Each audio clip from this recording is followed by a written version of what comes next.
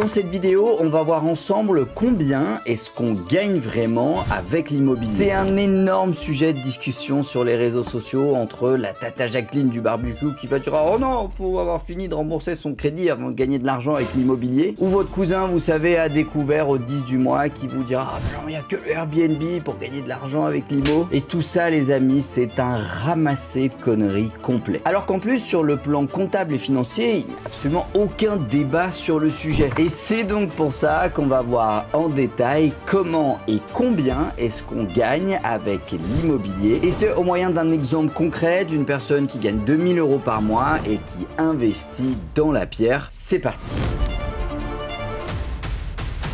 Alors le pourquoi du comment de cette vidéo, vous le connaissez, on ne peut pas améliorer ce qu'on ne peut pas mesurer. Et il y a énormément de personnes, quel que soit le domaine, que ce soit l'investissement ou dans la vie au sens large, qui prennent fausse route ou qui font en tout cas n'importe quoi, soit parce qu'ils n'ont pas fait l'effort de mesurer, ou alors parce qu'ils n'ont pas pris la bonne unité de mesure. Et je sais qu'il y a énormément de personnes qui regardent cette chaîne YouTube qui ne se lancent pas dans le monde de l'investissement, et un petit peu plus précisément dans le monde de l'investissement immobilier parce qu'ils ont des croyances limitantes par rapport à ça, et surtout par le fait qu'ils n'ont pas vraiment compris combien et comment on gagne de l'argent avec la pierre. Parce que oui, on gagne très bien notre vie, et je vais même vous démontrer dans cette vidéo qu'il n'y a aucun autre investissement qui permette d'avoir les mêmes résultats. Alors déjà, avec l'immobilier, on a un gain immédiat qui est traduit par ce qu'on appelle le cash flow mensuel. Prenons un exemple où vous avez fait un crédit pour pouvoir acheter votre appartement, ce qu'il faut d'ailleurs toujours faire, et ce même si vous avez 50 000 ou 100 000 € de côté, ne mettez jamais un seul centime de plus que ce que vous demande le banquier dans un crédit immobilier. Donc admettons par exemple que vous ayez votre mensualité de crédit qui traduit à la fois les taux d'intérêt mais aussi le remboursement du capital qui est l'argent que vous avez emprunté dans une banque. Par-dessus ça, si on continue de quantifier les sorties d'argent qu'il va y avoir tous les mois avec votre projet, il faudra rajouter les différentes charges, et ça peut être le ménage des parties communes si vous êtes en monopropriété, ou les charges de copropriété, et pourquoi pas la taxe foncière mensualisée, pour faire la synthèse globale de ce que tous les mois vous allez devoir sortir de votre compte. De l'autre côté, vous allez avoir des loyers, et si vous suivez cette chaîne YouTube, vous savez qu'il ne faut jamais acheter un bien immobilier si les loyers ne sont pas supérieurs aux charges, et ce dès le premier mois. Et le top du top, bien évidemment, c'est d'avoir un loyer qui excède les charges de telle manière à ce qu'il va y avoir une différence tous les mois, et cette différence qui va former sur le plan comptable un flux de trésorerie positif, c'est ce qu'on appelle le cash flow, et c'est ce qui tombe dans votre poche tous les mois. Alors il y a énormément de confusion et d'erreurs par rapport au cash flow, puisqu'il n'a rien à voir bien sûr avec le bénéfice de votre opération. Admettons que vous achetiez un appartement qui vous coûte 500 € par mois, vous avez 500 € de loyer, vous avez un cash flow égal à 0, mais vous êtes très loin d'avoir un bénéfice égal à 0. Et vous allez comprendre ce concept dans les slides qui suivent. Maintenant, le cash flow, comme vous l'avez compris, c'est ce qui par exemple vous permet d'être rentier. Et c'est pour ça que la stratégie d'un rentier va être d'investir dans des appartements sur la durée de crédit la plus longue possible, et le top du top étant d'obtenir 25 ans de crédit, d'acheter ces appartements en nom propre pour qu'il n'y ait pas de différence entre société et personne physique. Et en fait, le cash flow, ça va tout simplement représenter son salaire, c'est-à-dire la somme avec laquelle il va pouvoir vivre tous les mois tranquillement sous les cocotiers grâce au loyer de ses locataires. C'est une stratégie qu'à titre personnel, je n'ai jamais utilisée puisque je n'ai jamais fait de crédit sur 25 ans, et même la plupart de mes crédits sont sur 15 ans, 20 ans pour certains, et vous allez comprendre pourquoi dans la slide suivante. Maintenant, la deuxième manière de gagner de l'argent avec l'immobilier, qui est quasi immuable et qui est toujours présente peu importe ce que vous achetez, c'est ce qu'on appelle le remboursement du capital. Dans votre mensualité de crédit, il va y avoir une partie de frais qui représente les taux d'intérêt, et une partie qui va servir à rembourser le capital initial qui a été emprunté. Et en fait, le remboursement de ce capital, c'est bien également du bénéfice qui tombe dans votre poche. La seule distinction avec le cash flow, c'est que ce bénéfice-là, vous ne l'aurez que le jour où vous revendrez votre appartement. C'est pour ça que c'est bien de l'argent que vous gagnez sur le plan patrimonial, puisque aujourd'hui, vous achetez un appartement, vous le remboursez pendant un an, au bout d'un an, vous le vendez, bah vous avez bien gagné de l'argent, même si vous n'avez eu aucun cash flow, puisque vous avez remboursé une partie de votre crédit. Mais cet argent-là, effectivement, il n'est pas palpable, il n'est pas sur votre compte bancaire, mais il rentre directement dans votre patrimoine. Alors, à la question comment est-ce qu'on gagne de l'argent avec l'immobilier, l'immobilier, la bonne réponse est par le remboursement du capital, par le cash flow généré tous les mois, et en plus on pourrait rajouter la plus-value latente qu'on va générer dans notre bien le jour où on va le revendre, puisque parfois on le sait très bien, quand on achète un bien à 100 000 euros, qu'on le rénove, on sait déjà qu'on pourrait le revendre 150 ou 160 000 euros, sauf que tout ça bien sûr c'est de la spéculation, on n'en est pas sûr et c'est pour ça que je ne l'ai pas mis dans mon exemple. Alors maintenant, pour contextualiser un petit peu plus ces deux aspects, prenons un exemple concret. Admettons que vous êtes salarié et que vous gagnez 2000 euros par mois de revenus et qu'en plus de ça, parce que vous faites partie des personnes motivées qui passent à l'action, vous avez réussi à mettre de côté pour une somme d'environ 10 000 euros. Alors c'est tout pareil si c'est vos parents qui peuvent vous prêter 10 000 euros, si c'est vous et votre compagnon ou votre compagne qui avez 10 000 euros ensemble, tout ça encore une fois c'est pareil, c'est juste pour notre exemple. Grâce au levier bancaire, vous allez donc pouvoir vous endetter à hauteur de 660 euros par mois, qui représente, via la règle des 33% d'endettement, 33% de vos revenus. Et si on fait 660 sur les 12 mois de l'année sur 25 ans de crédit, vous avez donc la possibilité d'emprunter une enveloppe globale de 198 000 euros sur 25 ans. Bien sûr, dans cette enveloppe, il faudra inclure les taux d'intérêt puisque c'est bien une partie des choses que vous aurez à payer tous les mois. Maintenant, partons du principe que vous utilisez la même stratégie que moi, qui est d'investir en province et que vous trouvez assez rapidement, avec les bonnes méthodes, un ensemble de 2 appartements à un prix de 80 000 euros qui sont à rénover, auxquels vous allez ajouter 40 000 euros de travaux. Par la suite, vous faites vos calculs et vous vous apercevez qu'en louant ces 2 appartements, vous allez avoir une rentabilité locative d'environ 10%, que vous allez financer via un prêt immobilier sur 25 ans à un taux, à l'heure où je vous parle, d'environ 4%.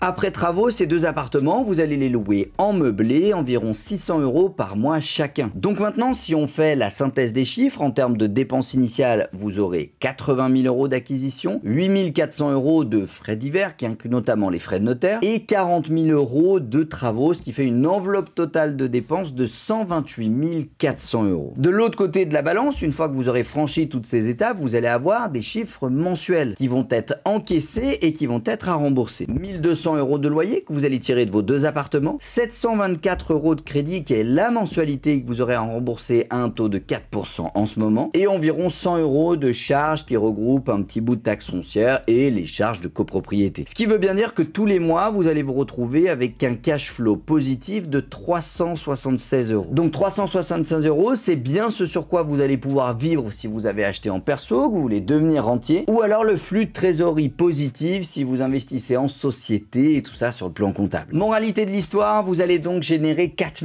512 euros chaque année, qui est la somme des cash flows cumulés sur un an et qui va venir à la fin de l'année un petit peu comme un chèque de prime, un chèque cadeau de fin d'année de 4 512 euros. Et ça, les amis, encore une fois, c'est bien ce que vous allez gagner dès maintenant. C'est de l'argent physique qui va arriver sur votre compte bancaire. Mais la vérité, comme vous l'avez compris avec ma démonstration précédente, c'est que ce n'est pas tout. Vous allez gagner beaucoup plus que ça avec votre investissement. Et pour ça, faisons les calculs jusqu'au bout. Vous allez donc percevoir 376 euros de cash flow par mois durant 25 ans. Ce qui veut dire qu'en termes de cash flow cumulé, sur la durée de votre crédit, vous allez encaisser 131 700 euros de cash flow. Mais grâce au loyer de vos locataires, vous allez aussi rembourser une partie de votre emprunt. Et il se trouve que dans nos 700 et quelques euros de mensualité de crédit, il y a 428 euros qui vont servir à rembourser le capital tous les mois. Et ce remboursement de capital, c'est pas ce qui va tomber dans votre poche, comme vous l'avez compris, physiquement tous les mois, mais c'est bien quand même une part de l'enrichissement que vous allez faire grâce à cette opération. Ces 428 euros sur 25 ans de crédit, ça représente très logiquement la somme de 128 000 euros, qui est la somme que vous avez empruntée initialement. Et tout ça veut dire qu'en réalité, en faisant l'addition des deux, votre patrimoine gagne chaque mois, grâce à cette opération, 804 euros. Et ça, c'est bien le bénéfice que vous allez encaisser chaque mois dès le premier mois avec ce lot de 2 appartements. Maintenant, faisons la synthèse de l'opération. Admettons que vous ayez décidé de mettre vos 10 000 euros d'apport dans ce projet pour couvrir l'intégralité des frais de notaire et des frais bancaires, qui sera en général le minimum qui vous sera demandé aujourd'hui à l'heure où je tourne cette vidéo. Et en faisant les calculs 25 ans plus tard, en additionnant le remboursement du capital, plus le cash flow cumulé que vous avez encaissé,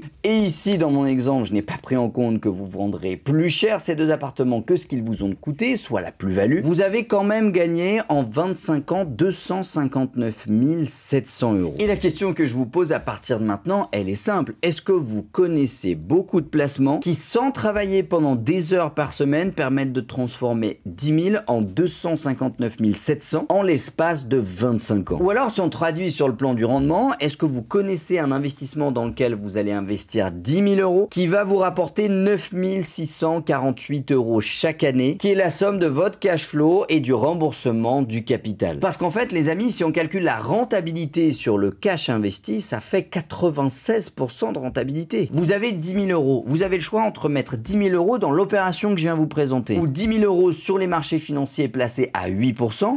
D'un côté, sur les marchés financiers, vos 10 000 euros, ils vont vous rapporter 800 euros par an si on suit les 8% de croissance sur le long terme du S&P 500. Sauf que 10 000 euros placés dans la pierre en France avec le levier bancaire, ça vous rapportera près de 10 000 euros par an, soit 96% de rentabilité encore une fois. Alors oui, ce n'est pas la rentabilité de votre investissement, mais c'est bien la rentabilité sur le capital investi, qui est la beauté exceptionnelle qui fait que l'immobilier est incomparable par rapport à tous les autres investissements. Tout simplement le fait que vous êtes capable d'acheter quelque chose alors que vous n'avez pas l'argent. Et ça, il n'y a que dans l'immobilier que vous puissiez le faire. Donc la vérité, c'est qu'il est fort probable que vous ne connaissiez aucun autre levier d'investissement qui vous permette d'atteindre ce résultat, tout simplement parce qu'il n'existe pas d'autres méthodes qui permettent de l'atteindre en gagnant autant d'argent et autant de rendement sur le capital investi et en prenant aussi peu de risques, puisque comme vous le savez, l'immobilier est un produit très sécurisé, ce qui n'est pas le cas des cryptoactifs, de l'investissement dans des startups, etc., etc. Bref, retenez une chose essentielle de cette vidéo: comment et combien on gagne de l'argent avec l'immobilier, c'est bien la somme du cash flow et le remboursement de votre capital qui représente votre bénéfice patrimonial tous les mois, et c'est bien sur ce bénéfice qu'il faut vous baser pour savoir est-ce que ça vaut le coup ou est-ce que ça vaut pas le coup. Maintenant, gros clin d'œil au Tata Jacqueline du barbecue qui, malgré cette vidéo et cette démonstration mathématique, ne comprendront toujours pas comment ça marche. N'hésitez pas à la regarder plusieurs fois, ça me fera super plaisir. J'espère en tout cas qu'elle vous aura éclairé. Je vous dis à bientôt, c'était Tim,